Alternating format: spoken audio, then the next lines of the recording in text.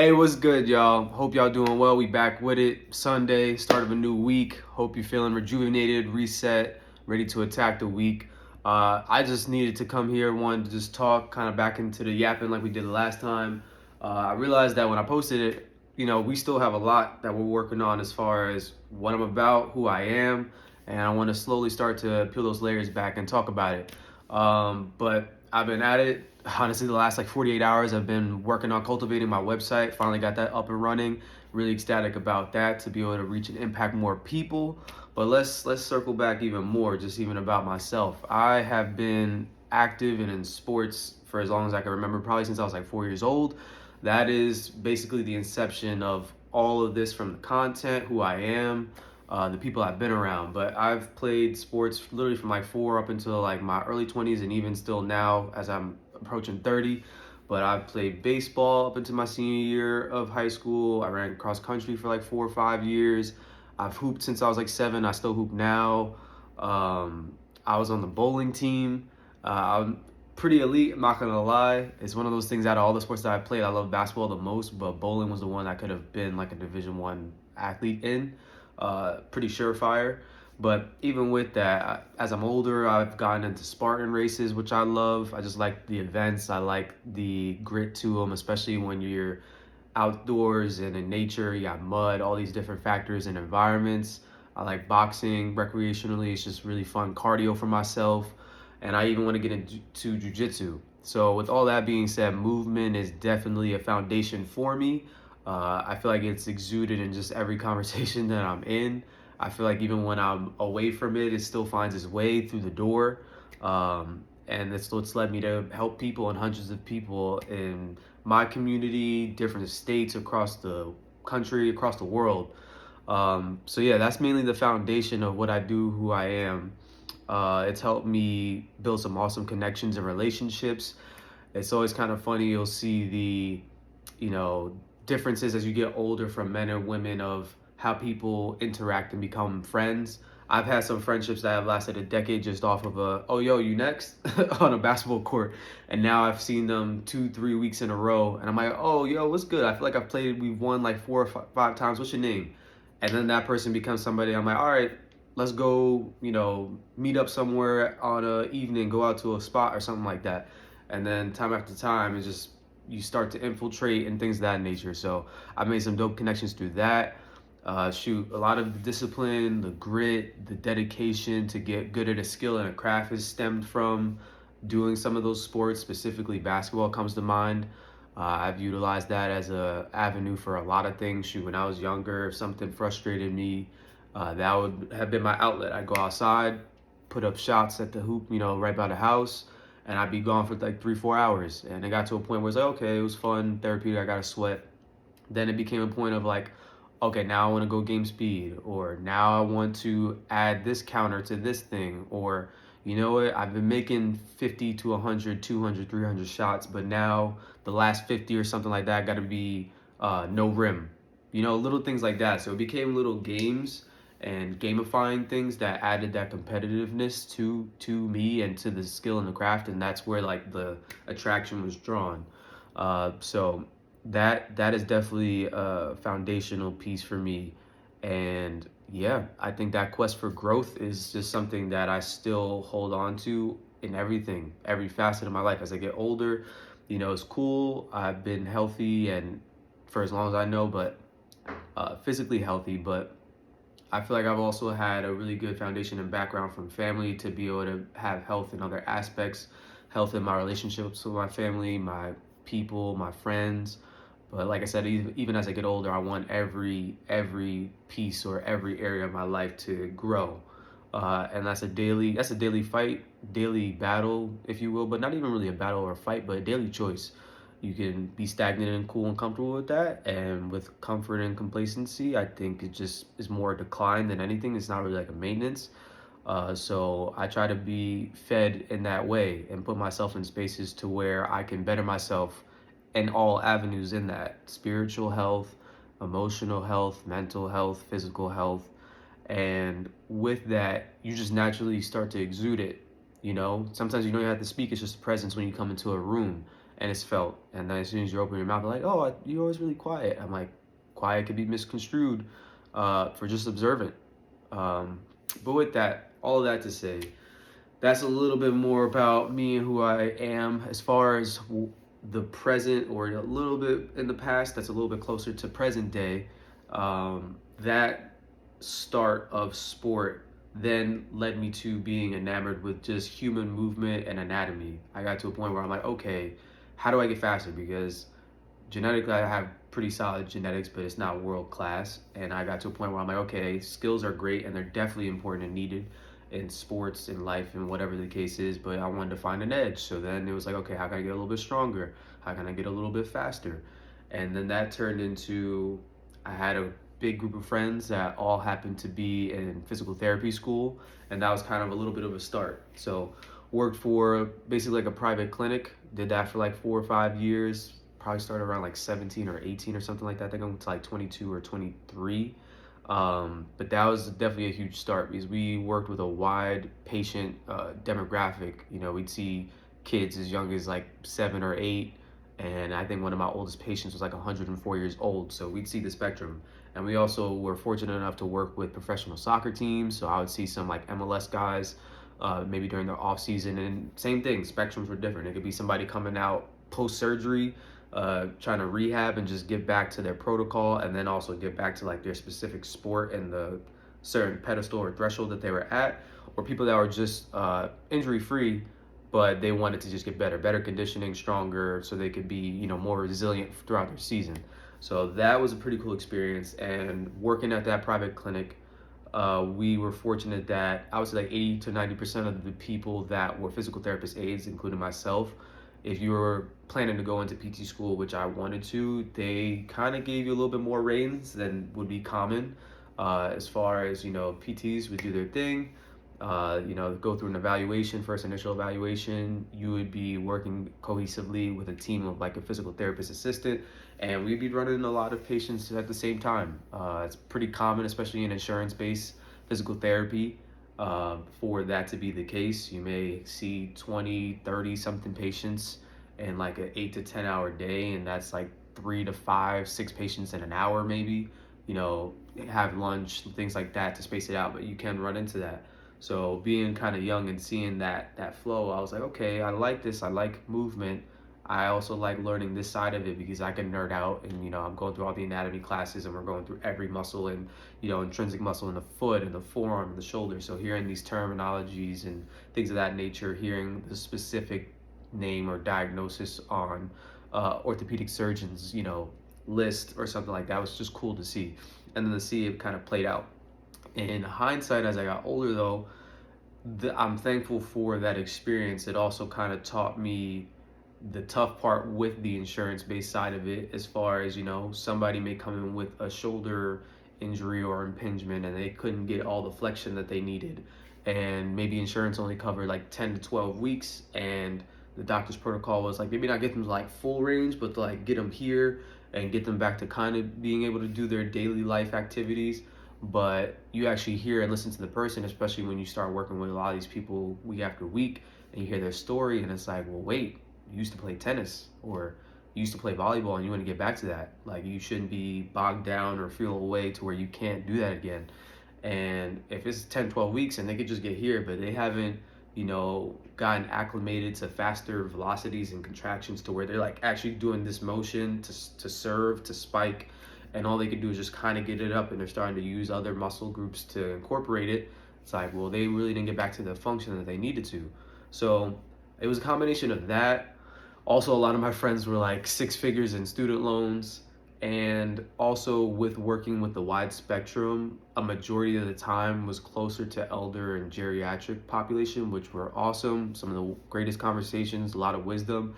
But from me in an attention standpoint and like wanting to hit the ground running, you know, even though I naturally can be reserved, I also do feel like I can fill a room and I could be energetic and get people going. So seeing that for like an 8 hour day as well, of teaching, you know, somebody how to properly sit to stand to get some quad, you know, a stimulus or something like that, wasn't really my cup of tea. So those are like the three things. So like insurance, um, the pace and then also people not really getting themselves back to function, and the loans. So that was kind of what deterred me from it a little bit. But I had other phases throughout that, even going through school, where I still wanted to give it a crack, give it a try.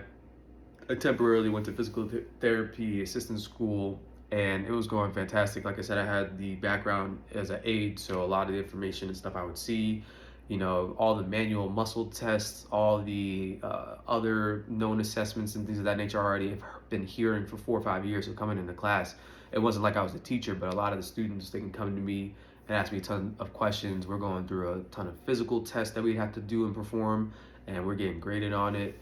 Long story short, with that, I realized it was just something that wasn't panning out. Grades were great, but then I just realized I needed to take a detour. So with that, then finally transferred to another school, got my degree in nutrition and exercise science, and you could just kind of see the ascension and the flow. It's just like movement has been ingrained, sticking to something, being dedicated, learning a skill. After you learn the skill, then getting it to a point where you know like the back of your hand, being in it. Within all this time, I have my own research. Like, we all started probably someplace similar, especially if you're enamored with the field, where it's like you listen to the Jay Cutlers, you listen to the John Meadows, rest in peace. You listen to you read a magazine on men's physique or men's fitness or whatever the case is. So that may have been the start, and that probably was the start. And then as I got older and got closer to my degree, my bachelor's degree, it was more like, okay, no, now it's like actual research, not only articles, but like meta-analyses and peer-reviewed studies, and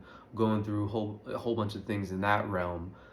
Then on top of it is your own experience and your own anecdotal things on top of it. Simplifying training to this day now is literally science and art form. And if you way too far to one side, it can get skewed. So you have to have a pretty good rhythm or balance. You don't want to just go to where you're in the art form only and you're just creating stuff off the cuff.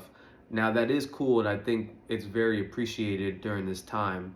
But if it's not backed, like there's no efficacy for what you're actually doing, then how repeatable, or how do you duplicate that from person to person? Then if it's extremely science-based, it's great because you know it's backed. Obviously, it's not a one size fits all, but if you have a whole list of thousands, hundreds of thousands of people that have done it, more than likely we're not that far apart or different from each other, and it should work. But if everything you talk about just sounds like a textbook, it doesn't feel relatable, there's no connection, no client, no individual is going to want to adhere to that protocol, because it's just going to feel like you're just regurgitating stuff like a robot. So I always find that middle line. But with that, got to the degree. From there, I already had been training clients towards the last year and a half, just on my own, kind of just trialing the stuff that I went through, because shoot, by the time I graduated high school, I was 150 pounds soaking wet. And by the time I was a sophomore, I was maybe like 178, 180. So I put on a good amount of muscle. I was still young, like 20. But I've been able to sustain it, get stronger, get faster for a decade after that, you know. But yeah, with that led me to working for a couple of great facilities and great gyms, kind of carried on that wide demographic of people. Same thing, worked with kids as young as 7 to as old as like 80, people, getting off medication, people improving their vitals, people lowering their resting heart rate, their blood pressure, all these things, wonderful things.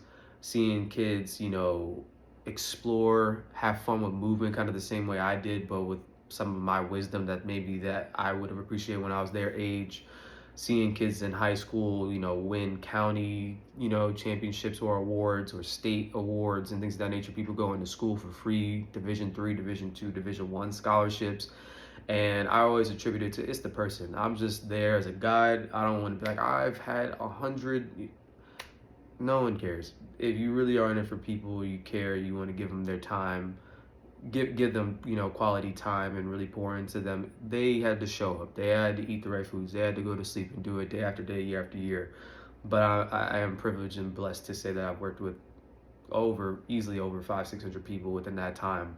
And that's literally what's led me here. A lot of it was in person. The last few years have been online, as I transitioned and moved to a different state.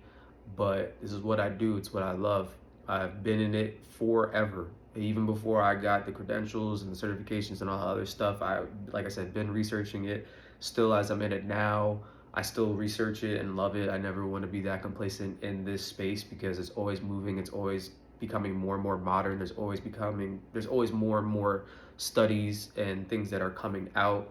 The last 5 years, I lost track how many weekend webinars, seminars, conferences, mentorships, courses that I've done and taken, and it's only helped me grow as a person and grow as a healthcare professional.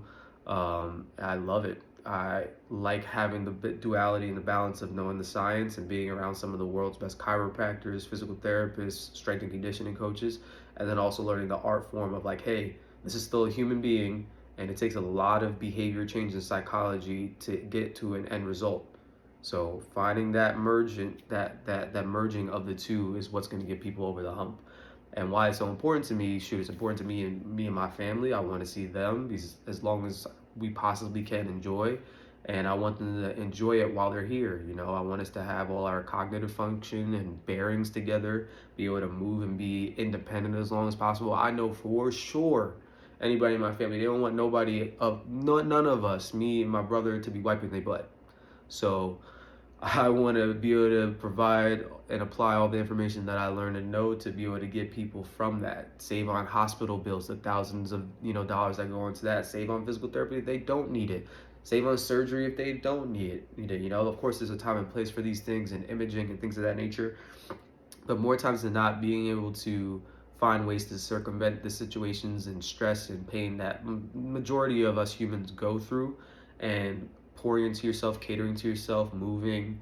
It doesn't have to be, you're on a bodybuilding stage. It doesn't have to be, you're trying to lift 10 times your body weight, but it should be something to where it's like, I can sit to stand comfortably no matter how low the sofa is. If there's a pen that gets under the chair or under the desk, I don't need to call nephew to go get it. I can go get it myself. If I happen to slip and fall in the shower, like I have the reaction time to brace myself, to where I don't fracture a hip. As you get older, you have a grandma or grandpa that fractures something, that expedites the process of them potentially passing away, like in a huge standpoint. Like we're talking 70-80%, if I remember correctly, for some people that, that can happen to. So I said that to say, you'll see the theme, the phrasing of now and everything all over stuff on my website, on my social medias and all that. And it's something that came to me around like 4 or 5 years ago about, we always put off stuff. It's something that my mom would always tell me. It's just something subtle. It could be me making my bed. It could be me, whatever, doing a task. And she's like, don't put off something for tomorrow that you could do today. And that sticks with me. There's so many times where I want to not do something, or I want to lay low, or I could. But once that comes in my brain, it's like, nah, just do it now. And I feel like a lot of people put their health and stuff like that on the back burner. They don't do it now. They, I got these responsibilities, or we live in a society or a time where, money's tight and I can't do all those things. And it's like, I hear you, but even as you're grinding to make ends meet, or even to get more affluent or elevate, even if, let's say, you do get into that top 10%, 5%, 1% fiscally, if you are not healthy, you're not going to enjoy it. Like the saying is, health is wealth, and it's true. Like if you legit are struggling to walk up a flight of stairs or walk past a mile without needing to take a break, it's not to bash. It's more so to just be like, I want that for you. I would hope you want that for you too. Feeling great in your clothes, feeling great on the wake up, feeling limber and mobile and moving. So hopefully this encapsulates, a bit more about me. I'll probably go into even more detail with each video about it, but this is definitely a huge, what's my why? This. I've been moving. I love seeing other people move. I love seeing them feel liberated. I love seeing them reach certain feats. It helps catapult a lot of people in a lot of areas. Like I said, back to growing in each area, getting better in their own relationships, and I've seen it help people in their marriages. I've seen it help in people's relationships with their partner, in their job, being able to be a little bit less stressed out, being able to manage a team better, helping people in their bottom line make 5 figures more, 6 figures more, get promotions and raises just from taking care of themselves, moving their body, eating quality foods, and finding their positive, healthy outlets. So there's my why. That's all I got for today. I hope y'all enjoyed it. Like, comment, share, subscribe, all that good stuff. That's all I got. Peace.